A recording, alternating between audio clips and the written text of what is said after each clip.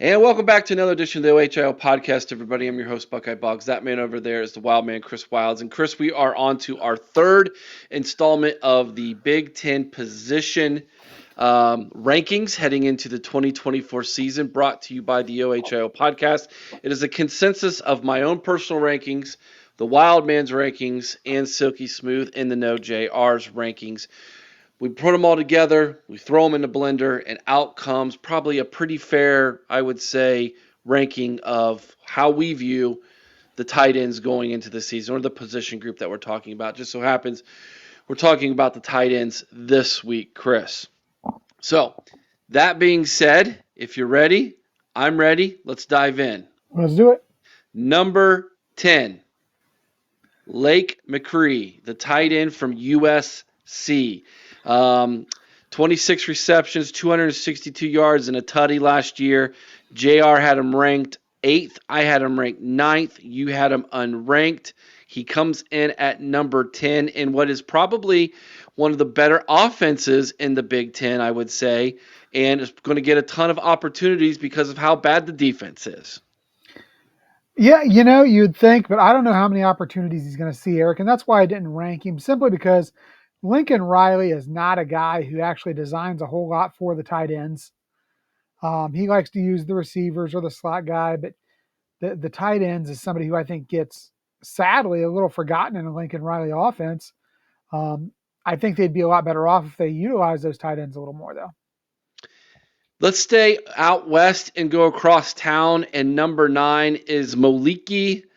And I've been trying to practice this last name, and I'm going to butcher it anyways. Matavao.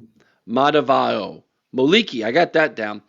14 receptions, 283 yards, and 2 tutties last year. That is one heck of a yards per catch right there. 20.2. My goodness gracious. Chris has got him unranked. You and I had him at 8th. You had him at 9th. I'm not mad about this. I just didn't see enough from him, and I think the loss of Chip Kelly might hurt him a little bit, and that's why I didn't necessarily have him ranked. But there's no doubt he is a tremendous talent and probably worthy of this spot.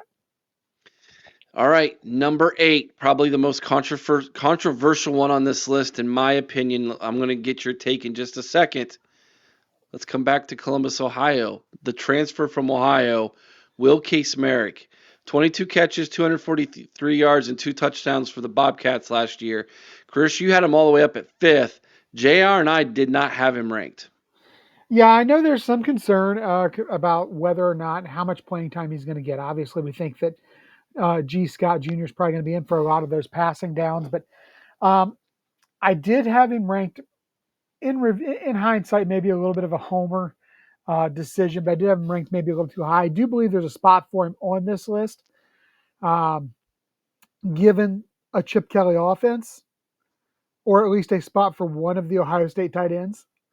Um, I just feel like of the three, Case-Merrick's the best blocker, and probably the most well-rounded of the tight ends. He's got a good, he has good pass catching ability, but he is probably the best blocker of the group.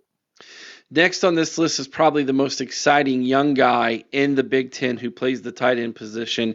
Let's go out to Lincoln. Second year sophomore Thomas Fidone II was a very highly ranked tight end coming out of the state of Iowa, who shunned the home state Hawkeyes and went down south to play for Nebraska. As a freshman last year, a true freshman, 25 receptions, 260 yards, and 4 touchdowns. Chris, you had him ranked 8th. JR had him unranked. I had him ranked 7th. He ends up landing 7th here. Yeah, I like Thomas Fidone. I like him a lot. I think he is a very solid player. I think he gets an upgrade at quarterback this year, probably sees a little more action. I look for him to have a huge season. All right, another upperclassman. We're going to go out to Happy Valley for this 6th guy here. Tyler Warren. 25 catches for 260 yards, 4 touchdowns last year, in what was a pretty sad passing attack for James Franklin, and probably going to be more of the same this year, I think. He is a good blocker, however, and I think that should be something that you consider here, or at least we should consider in these rankings. Chris, you had him at seventh. JR had him sixth. I had him all the way up at third. He averages out to probably where he should be at sixth. Yeah, I don't mind this spot for him. For me, Tyler Warren's biggest issue is he disappears in big games. He puts up great numbers against the teams they should beat up, but against Ohio State, Michigan, and Iowa, he really struggled last year. I believe, if I remember the numbers right, it was 9 catches for about 45 yards and 2 touchdowns, which both came against Iowa. So, not a great performance against the big dogs in the Big Ten. But the guy has a lot of athletic ability. Great blocker, like you said, does sometimes have issues with the dropsies, though. Number 5, another transfer in the Big Ten. This one being Cole Rusk at Illinois. Played last year for Murray State, had some pretty good numbers down there in the FCS, 39 receptions, 512 yards, 6 touchdowns. We'll have to see how that's going to correlate this season in the Big Ten. Illinois is awfully high on this guy. Chris, you got him ranked, I believe, sixth. JR had him all the way up at third. I had him at sixth. He lands at number 5. I like the kid a lot, Eric. I think he's got tons of potential. I just have to see it on the big level, on the big stage. Obviously, he was a man playing with boys down there at the FCS level. Um, let's see how he does against some big time defensive guys. If he does there what he did at Murray State, you're talking about a guy who could potentially, really push for the best tight end in the conference. Heading back out west for number 4, Chris, out to Eugene, where they have an upperclassman who had 42 receptions, 414 yards, and 6 touchdowns last year for the Ducks. Chris, you had him ranked 4th. JR had him 5th. I had him ranked 4th. We both, I guess, are going to agree with where he landed because he's at number 4 in the Big Ten this year. I like it a lot. Big kid, strong kid, very talented kid.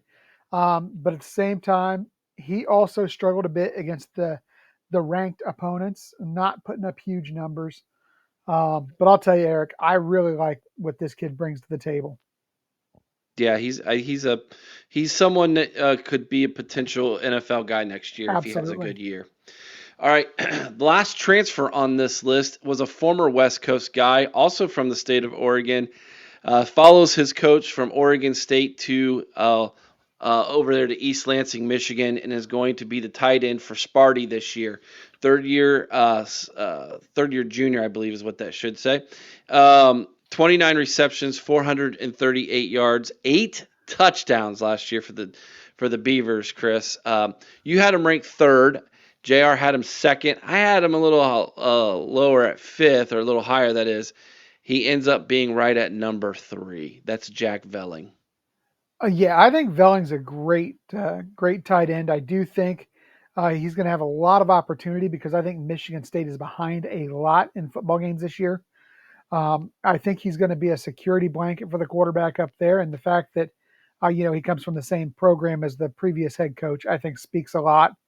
I think he's a little high, JR. Or I think where he's at's right.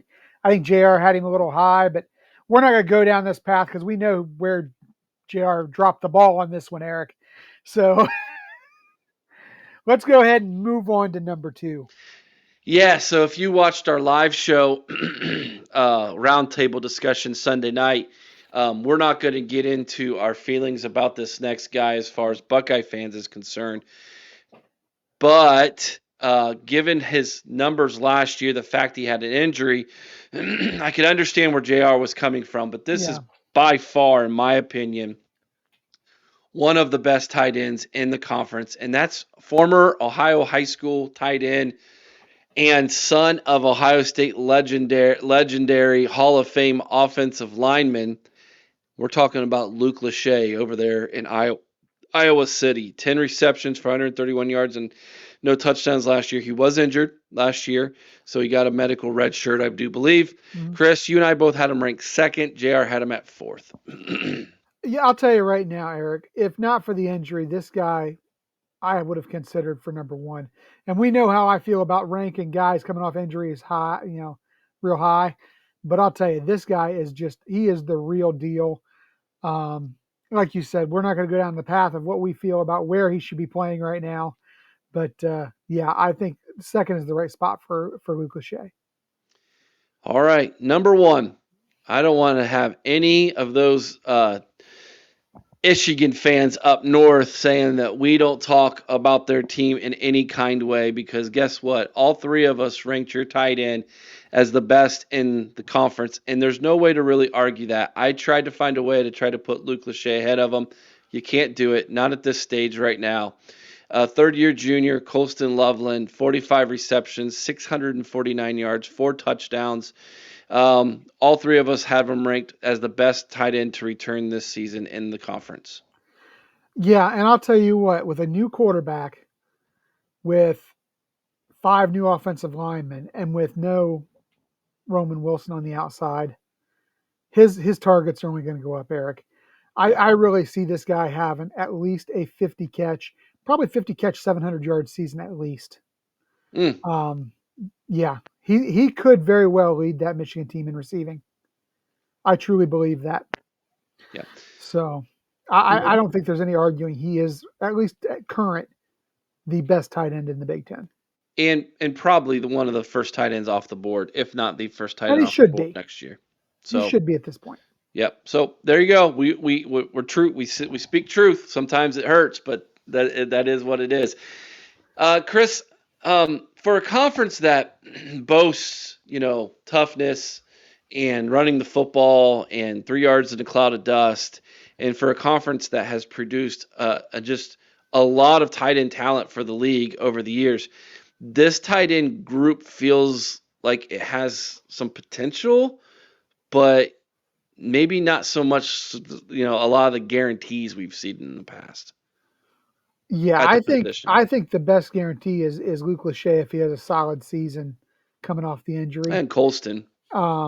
As far as, but I mean, as far as an all around tight end, I look at Colston, and he's an okay blocker, Eric, but he reminds me much more of a finesse receiving tight end rather than an actual physical get in there, throw guys around tight Really? end. I mean, he's an okay blocker, but I don't think he's the greatest.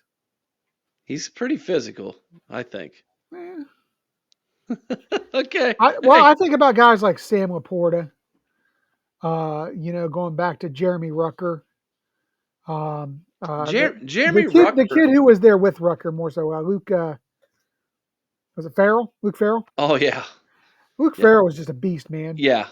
Yeah. Guys like that are what I think of when I think of blocking. those guys came in and they were blocking first, and then the reception part of the game or the receiving part of the game was developed next, which is where I think Jelani Thurman's at, in all honesty.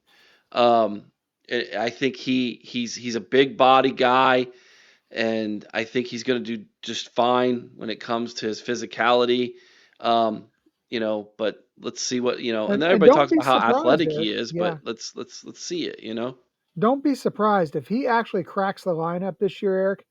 You could see him top 5 on this list by the end of the season. Okay. Yeah. I mean, I think that's he's a physical freak. He really is. There's definitely some potential there for that. Absolutely. All right, guys, hit that like button. It does help the channel, believe it or not. So if you haven't already, hit the thumbs up. If you enjoyed this, we're going to be bringing this content to you every week. We've done, if you want to go back and look, we've done running backs, and we've done defensive linemen, and now we've done tight ends. So, and then we're getting into our team-specific previews as well starting this week. And so we'll be bringing you these every single week. So make sure you check those out and get prepared for the season. With 18 teams, we have to start early. Usually we didn't start until July. Here we are in the middle of June now, and we're already starting our previews because we want to make sure that we hit them all before we get into the season so that we have the knowledge we need to make sure that we make wise decisions when we go to the old voting apps. So here we go, Eric. I just got not voting apps, predicting apps. The putting a little dime on it's what I meant. Yeah. So when we do the receivers, can we just go ahead and throw Ohio State in the top 8 spots, throw in the kid from Oregon, and maybe We'll throw in a miscellaneous. It'll be interesting. It'll be interesting how many Buckeyes make that list. Awesome, guys. Appreciate it. Make sure you check it out. Come on back to the OHIO podcast every time you get. We go live every Sunday night, 8 o'clock Eastern. And the majority of Thursdays, we try to get a call-in show as well. Till next time, Chris, OH. IO.